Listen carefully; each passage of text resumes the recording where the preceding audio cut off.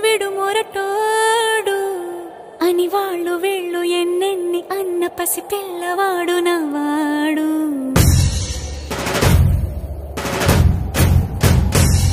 విడుముండోడు అని ఊరు వాడ అనుకున్న గాని మహారాజు నాకు నవ్వాడు.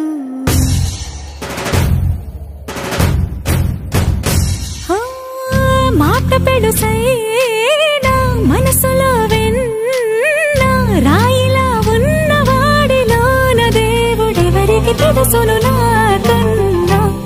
సూసేకి అగ్గిరవ్వ మాదిరే ఉంటా